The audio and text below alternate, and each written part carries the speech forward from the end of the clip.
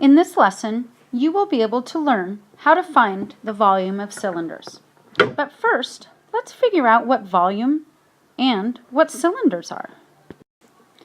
So let's talk about volume. We know that volume is the amount of space that a substance or an object occupies, or that is enclosed within a container.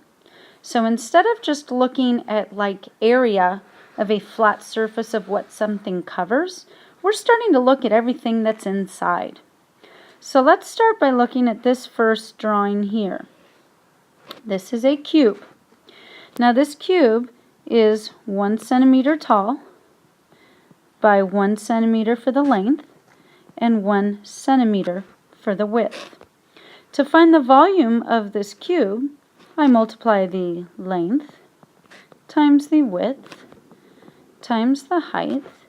So that is 1 centimeter times 1 centimeter times 1 centimeter, which is 1 centimeter cubed, or we say a cubic centimeter, because it's a cube made up of a centimeter on all sides. If I take that cubic centimeter and draw something like this, you can see over here that this is a 2 centimeter by 2 centimeter area. So 2 times 2, and then by a 1 centimeter height, so 2 times 2 times 1 would be 4 centimeters cubed. So this total volume is 4 cubic centimeters. Now as our figures start to get bigger, they take up more space. Over here, we can see that this is 2 centimeters by 2 centimeters by 2 centimeters, which 2 times 2 is 4, 4 times 2 is 8 cubic centimeters. If I were to take all of these pieces apart and count however many cubes, there's one tucked back in there, I would count that I would have 8 total cubes. And that's what volume is. It's the amount of substance or space that something occupies. This figure over here occupies 8 cubic centimeters of space. Let's move on. You don't have to take any notes for this particular section. Before we move into today's lesson, I want you to know what a cylinder is. Here, you can see on this particular slide, we have examples of different cylinders. Some cylinders have a bigger circular base than others, and some are shorter cylinders where others might be a little taller. Here you can see we have a cylinder. To find the volume of a cylinder, we're going to find the area of the base, and as that area of the base, we're going to multiply it by the height. So if you watch how this cylinder increases in volume, so the volume goes down and then it goes up, so you can see that now that we have all of the volume, if you're to increase the height, the volume goes up as well, because that's how much space it is occupying. So let's identify some things we need to know about cylinders. To find the area of a cylinder, we're going to need to know some parts. The first part is we need to know what R is. R is going to be the radius of the base. So when we see that the base of a cylinder is a circle, we need to find out what R is, what that radius is. The next thing we would need to know is what the height of the cylinder is. Because as you recall, when we talked about volume, we find the area of the base, and then we see how many times we keep stacking that area on top of itself. That represents the H for the height.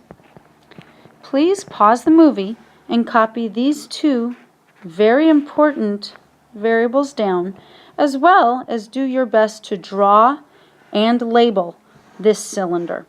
Pause the movie, press play when you have the drawing and the variables labeled.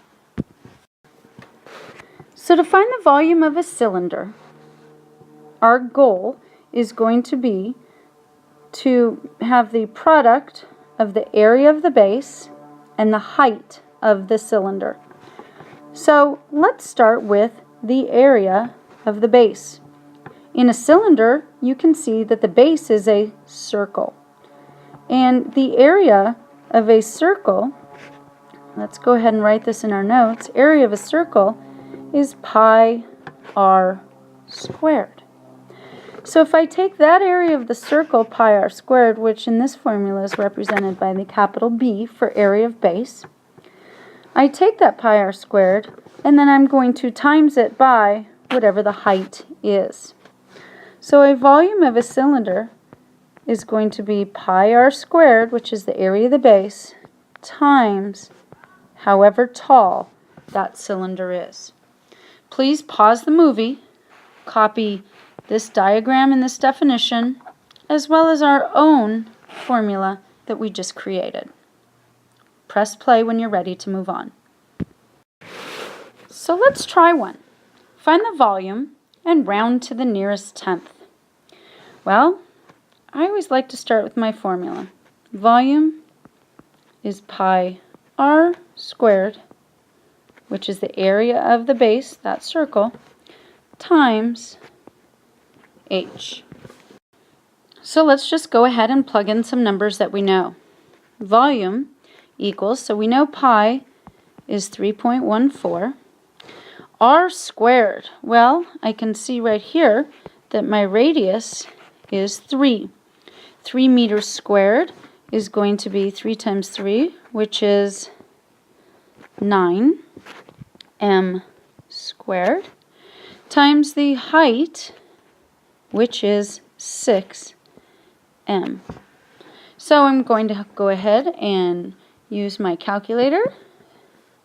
So 3.14 times 9 times 6 would give me 169.56. It says round to the nearest tenth, so I look to the number to the right of the tenths place. Since it's 5 or greater, I know this 5 is going to round up to a 6. So my final volume is 169.6. Go ahead and pause the movie, draw the diagram and the steps to solution in your notes. Try this problem on your own. This one's a little tricky.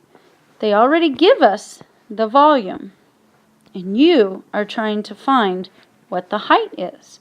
You might have to use your inverse operations and problem-solving skills.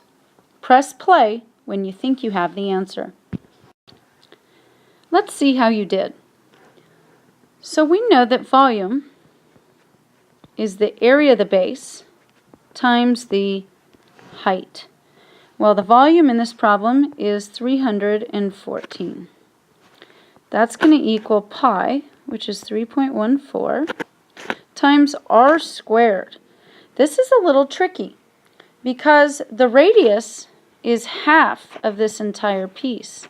Since this entire piece, which is the diameter, is 10, we know the radius is 5.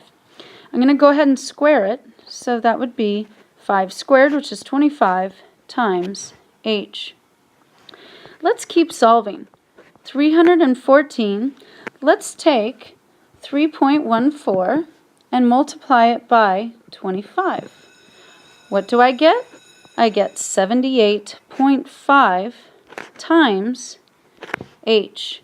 Let's use inverse operations. Divide both sides by 78.5. And I'm going to get 314 divided by 78.5. And these cancel.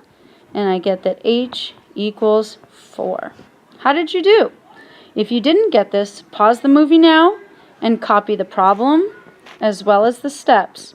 correctly into your notes. I'd like you to try these two on your own. Bring your solutions to class tomorrow.